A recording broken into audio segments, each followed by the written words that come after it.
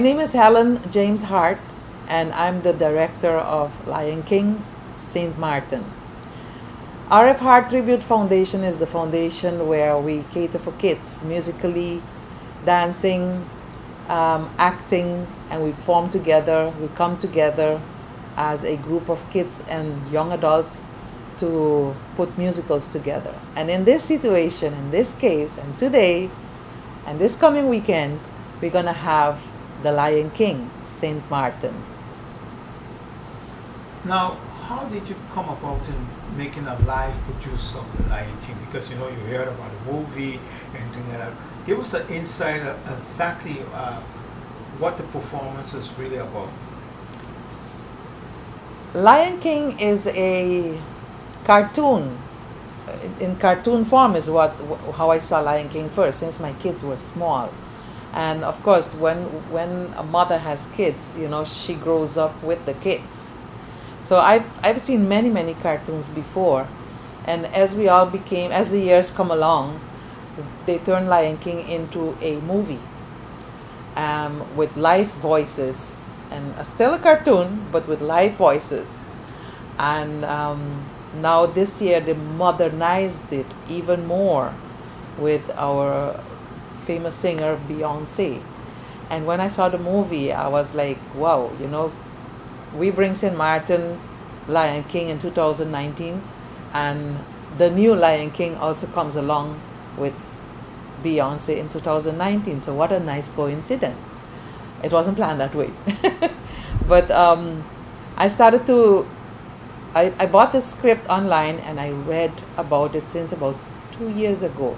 If I can remember well, maybe in 2017. I started to read the entire script for Lion King, and while working on it for these 2 years, understanding the songs, writing over the lyrics, listening to the songs, and make sure to listen to the voices, different voices, background voices, melodies and harmonies, and so on, I started to put together my imagination. So in 2019 or mid-2018, I said, you know what, let's do it. Because seeing that I already lived, breathe, eat, and drink Lion King, I thought I was ready for it. And we started in August last year, 2018. I started to put together the cast, interview some of the main actors in Lion King, and finally we put together the entire cast. Who's going to be Simba, who's going to be Mufasa, who's going to be Sarabi, Nala, and so on and so on. So I put together a nice group of St. Martiners, young St. Martiners, both from that side, French side, beautiful singers, not very good actors or dancers. But I decided that, if we're going to work with Susha and Indira at Indisu, I have no problems, because I'm not a dancer neither.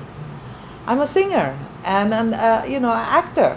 So those two parts are put together with the youngsters, and with the help of Natori Illich, who's also a teacher at Indisu. She came in and she helped us where the dancing part is concerned.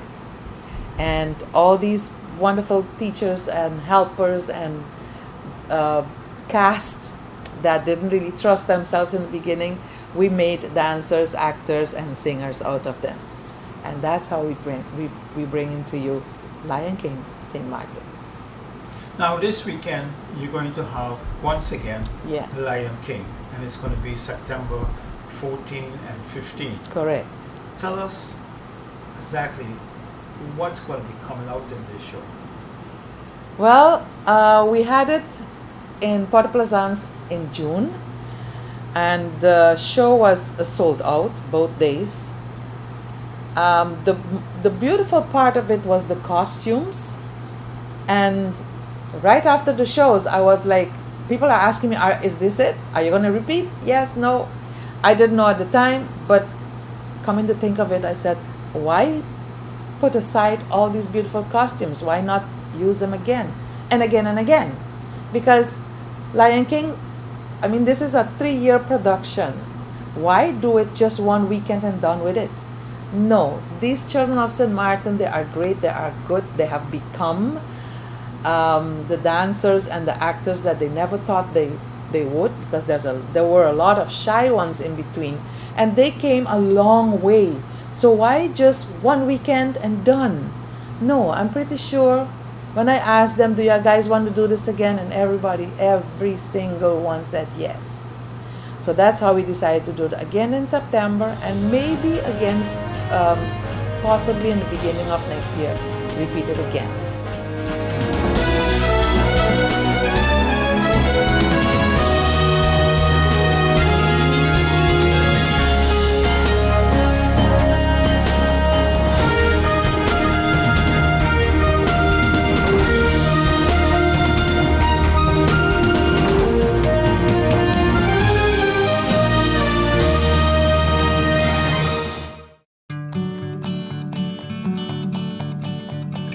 It's been said that behind every door, possibility awaits.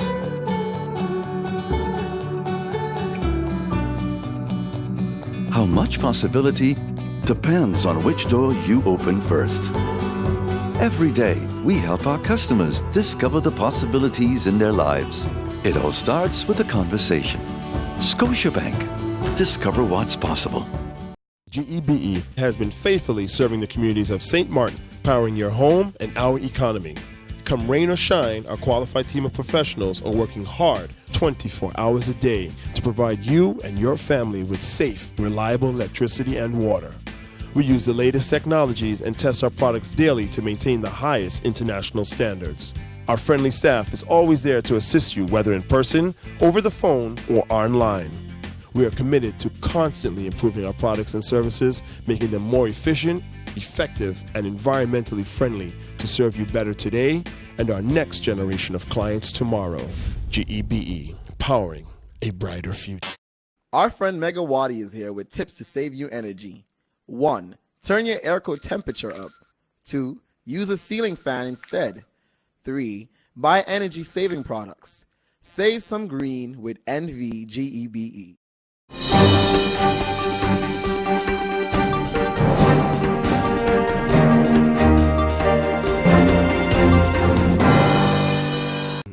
To go back into time to the year 2015, when St. Martin was handed a instruction by the Kingdom Council of Ministers, based on the advice of the CFT, on issues like payments in arrears of our country.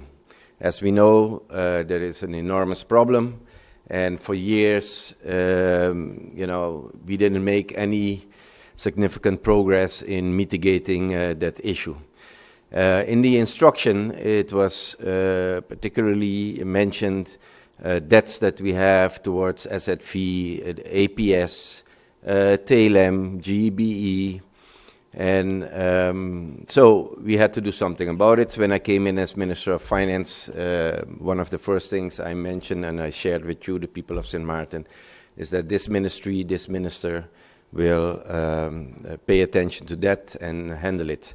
Now, where that is concerned, I can inform the public in general that this morning I signed a settlement agreement with TLM, so that is one of the list. I did similar with the SZV 2-3 weeks ago.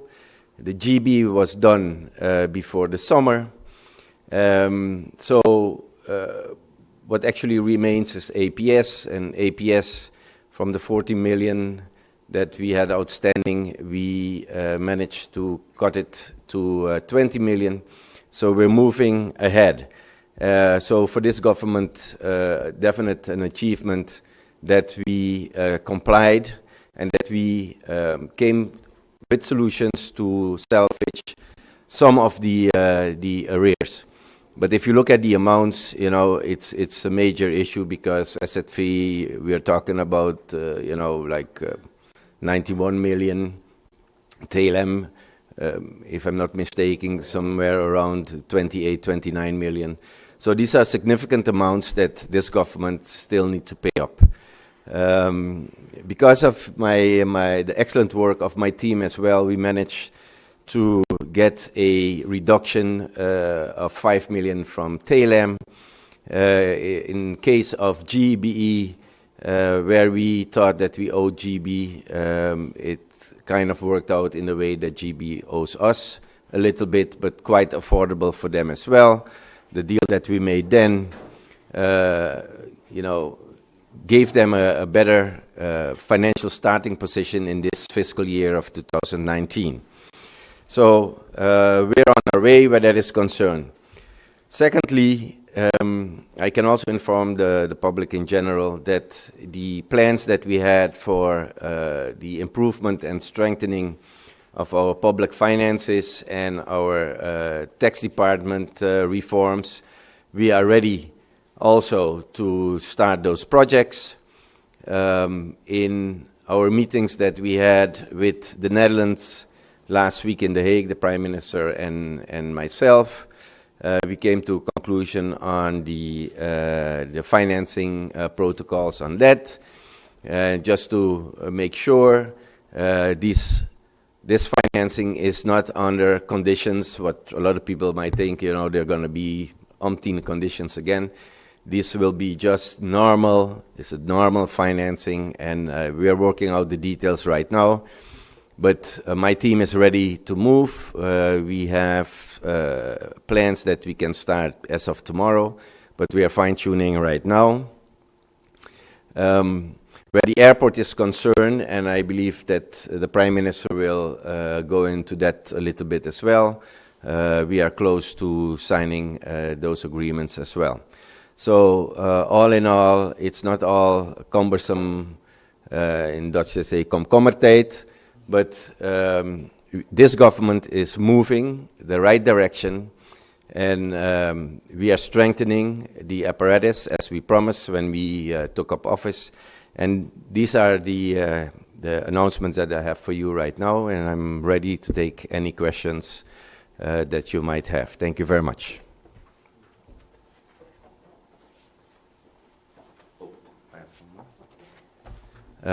Just to also remind the public that a promise was made by this minister in during the budget debates that the monies that we are collecting on the UTS sale, that we have earmarked those monies also to pay up payments in arrears.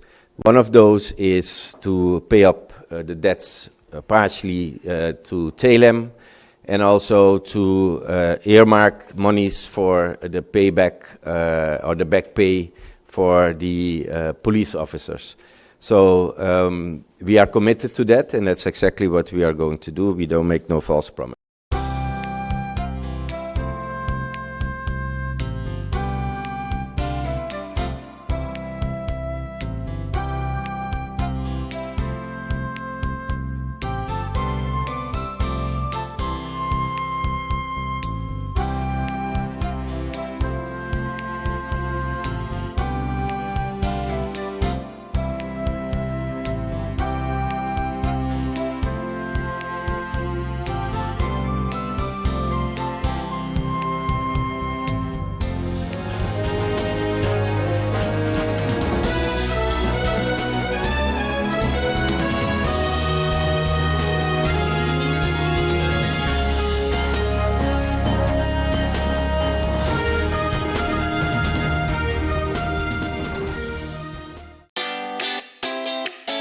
Make use of WIB mobile banking with easy access and direct usage of face recognition,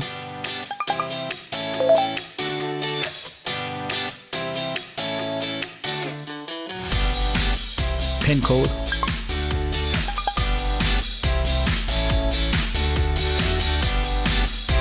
or fingerprint. Download WIB mobile banking app and make your transaction from anywhere at any time. For more information, visit wib-bank.net/quick-login.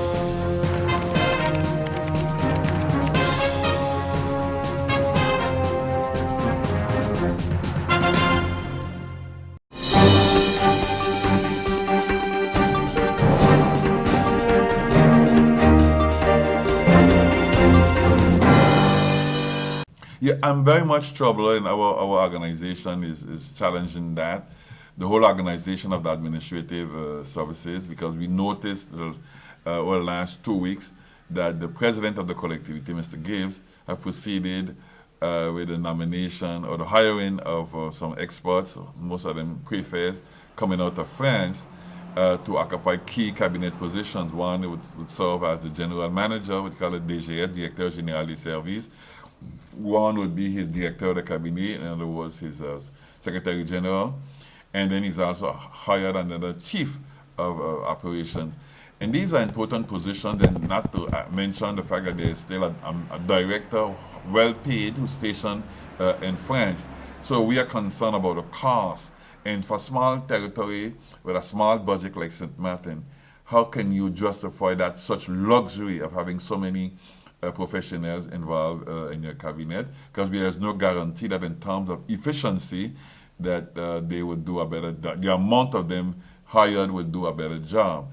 And we are saying that there are also urgent areas, areas that need urgent attention in terms of the cultural project that we talk about, rehabilitating the infrastructure. So there too is where we believe money could be also spent. But what we are also arguing is that it is also in the technical services in terms of the we call the pôle de développement durable, the sustainable development department, where we believe that we need to strengthen the service because there are many projects that we believe are critical and urgent for the territory of St. Martin. And I mentioned earlier on the road improvement of the road network, the construction of new roads.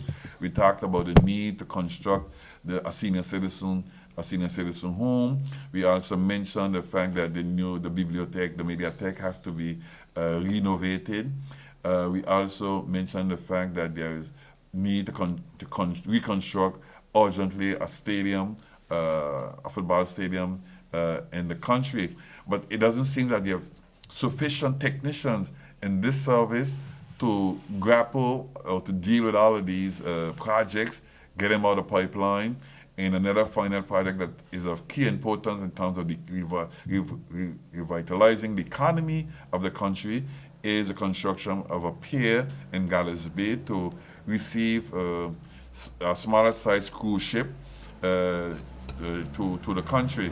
So all these are some investment projects that has to be carried out, and we don't see, it's not obvious to us that there's a team of technicians or engineers in place to carry out these programs.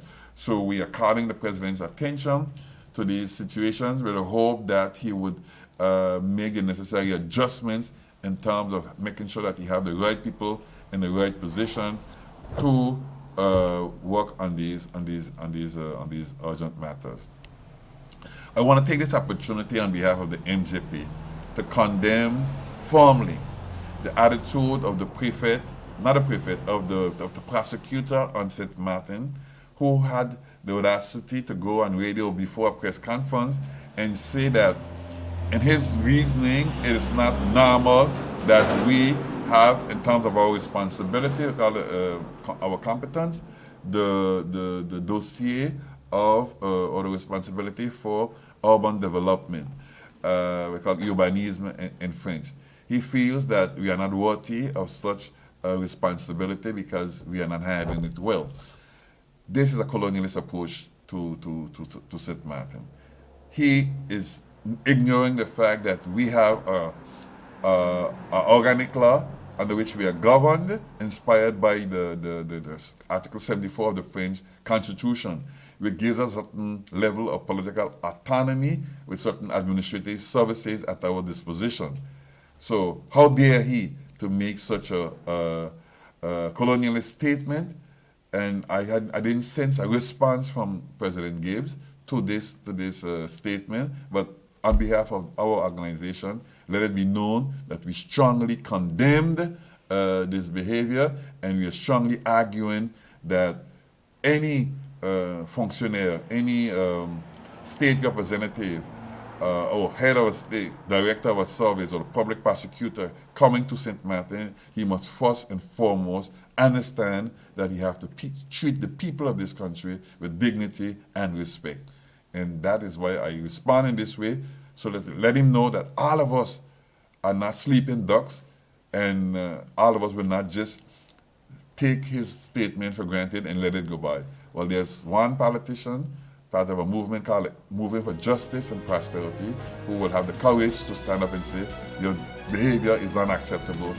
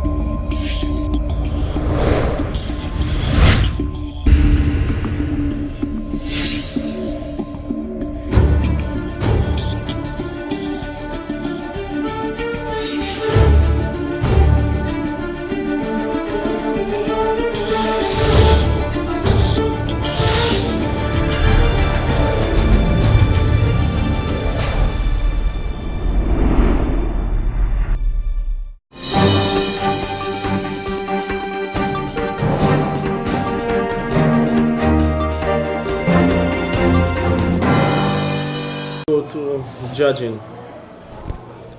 What we plan on doing is we're gonna have basically a runoff. Once we collect the posters, the committee is gonna meet and we're gonna prejudge the entries. All of the entries are gonna be prejudged by members of the committee.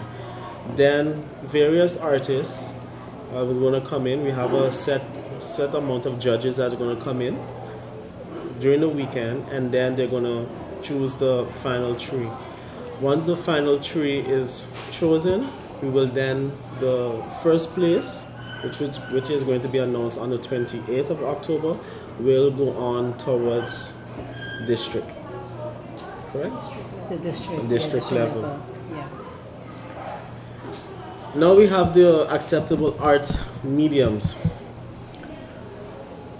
Charcoal, crayon, pencil, paint. Nothing can be sticked onto the paper, so no glitter, no three-dimensional stuff, absolutely nothing. This mainly is because of how we have to fold the poster so that it can go on to the other regions for judging. We have a couple of rules. The rules will be supplied to the different schools and after-school programs. Something that which you should be really noted is that the size of the posters. Last year we had a lot of different sizes, and it was very hard to judge because we had to stick to international guidelines. And this year we decided to mainly focus on that to give the students a much more leverage to compete. We have the artwork must be no smaller than 13 inches by 20 inches and no larger than 20 inches by 24 inches. Do not mat the artwork, and nothing, absolutely nothing must be written in any form, in any language on the front of the posters. Stuff, if you're doing charcoal or any medium that is able to dust off, it must be sprayed with fixer before submitting on the date of the final submission, which is on the 25th of October. Now, I stated before, Ms. Tess Van Heid of the Art Cafe Gallery, she is working along with the Lions Club to give these workshops. The time of the workshop will be announced later, but like I said, it's every Saturday from now until the 19th. From now until the 19th. Mr. Tim Dowling of Art House, he's also able to help. You could always contact him, and he's always willing to assist in any which way to get the student's idea down on paper. We have a couple of piece posters, just so you can see the different type of levels of students' work. This is our winner last year, David Harv of MG the Weaver School. And he won local and on a district level. This is international, the International Peace Poster winner for 14-15 from China. This is again China. This is 15-16, 16-17, Thailand, 17-18, again China, 18-19, which is last year, and this is Taiwan. Notice that you will see that the level of artwork is really, really, really high, and this is the type of aim that we're going for. What we're trying to do with the competition is not only bring awareness, but make it more open and more, what's the word I'm looking for?